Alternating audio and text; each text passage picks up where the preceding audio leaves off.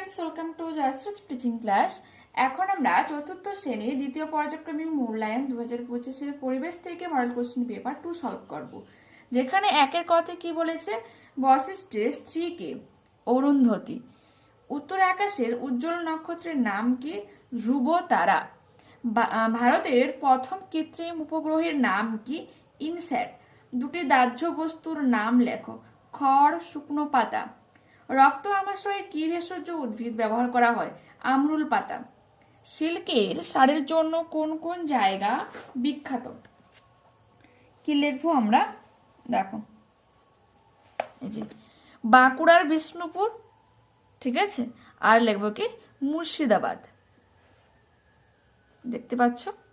ওকে। পরবর্তী প্রশ্ন কি রয়েছে দেখো, পিতল ঢালাই শিল্পীদের কি বলা হয়? পিতল ঢালাই শিল্পীদের কোথাও মালাহার, কোথাও স্যাকরা, আবার কোথাও ঢেপ্পো বলা হয়। ছৌ নাচ কোন জেলায় দেখা যায়? পুরুলিয়া জেলায় দেখা যায়। ঠিক আছে, পরবর্তী পেজ। প্রশ্ন কি রয়েছে, তোমার বয়স কত? দেখো, তোমার বয়স হতে পারে 9 অথবা 10, তাই তো? তোমার যেটা হবে তুমি সেটাই লিখবে। 9 হলে 9 লিখবে, 10 হলে 10, 11 হলে 11 লিখবে। ঠিক আছে, তুমি কতবার সূর্যকে প্রদক্ষিণ করেছো? দেখো, তুমি প্রদক্ষিণ করেছো, এটা মাধ্যমে কি বলতে চেয়েছে, পৃথিবী সূর্যকে কবার প্রদক্ষিণ করেছে তোমার জন্মের পর। ঠিক আছে, কি হয় বলতো, সূর্যকে প্রদক্ষিণ করতে মানে পৃথিবীর মোট 365 দিন সময় লাগছে, আর 365 দিন হলেই তোমার 1 বছর কমপ্লিট হয়, তাই তো? তো সেক্ষেত্রে তোমার বয়স যদি 9 বছর হয়, তুমি সূর্যকে প্রদক্ষিণ করেছো 9 বার, আর যদি 10 বছর হয় তো 10 বার, 11 হলে 11 বার, এরকম। ঠিক আছে, বুঝতে পেরেছো? তোমার বয়স যত হবে তুমি ঠিক সূর্যকে ততবারই প্রদক্ষিণ করেছো। ঠিক আছে, যে কোনো একটা লেগে, তোমার বয়স যদি 9 হয় তো তুমি সূর্যকে প্রদক্ষিণ করেছো 9 বার, যদি 10 হয় তো 10 বার, এরকমভাবে লিখবে। সপ্তর্ষি মণ্ডলের নক্ষত্রগুলির নাম লেখো।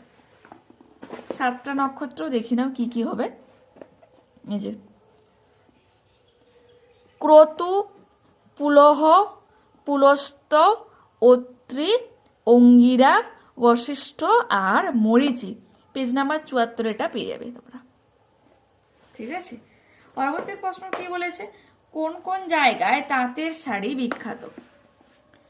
দেখো, কোথায় পাওয়া যাচ্ছে, হুগলির শ্রীরামপুর, ধনেখালি, নদিয়ার নবদ্বীপ, বিখ্যাত কিন্তু ফুলিয়াও। ঠিক আছে, ফুলিয়াও কিন্তু বিখ্যাত, দেখতে পারো জায়গাগুলো।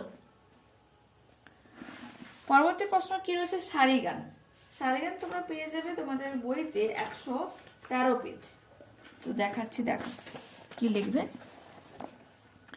নৌকা চালানো, তারপর ছাদ পেটা, মাছ ধরা, এইসব কাজগুলোর সঙ্গে গান আছে, এগুলোকে কি বলা হচ্ছে? শাড়ি গান বলা হয়। পরবর্তী প্রশ্ন, কোন কোন জেলায় গালা শিল্প বিখ্যাত? কি লিখবো আমরা? পুরুলিয়া, বাঁকুড়া। এবার পুরুলিয়ার মধ্যে কি রয়েছে?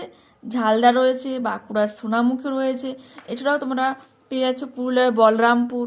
ঠিক আছে, মিলে তোমাকে জেলায় লিখতে বলেছে, তো পুরুলিয়া আর বাঁকুড়া লিখবে।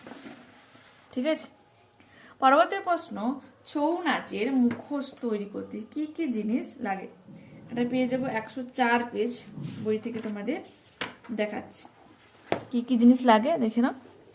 আঠালো মাটি, কাগজের মণ্ড, পাতলা কাপড়, চকচক করার জন্য গর্জন তেল, আঠা, ধুনো, পাট, নকল চুল, পাখির পালক, রাংতা, পুঁতি, সলমা, চুমকি ও রং।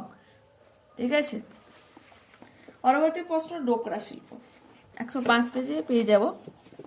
কি কি লেখো দেখো, বাঁকুড়া ও বর্ধমানের মতো অনেক জায়গায় বা অনেক জেলায় কিছু লোক মোম আর ধুনোর ছাঁচে গলানো পিতল ঢেলে নানান ধরনের মূর্তি তৈরি করেন। পিতলের এইসব জিনিসগুলোকে বলা হয় কি? ডোকরা। যেমন কি ডোকরার পঞ্চপ্রদীপ, ময়ূর, গণেশ, জগন্নাথ, পেঁচা, কাজললতায়, চাল মাপার কৌটো।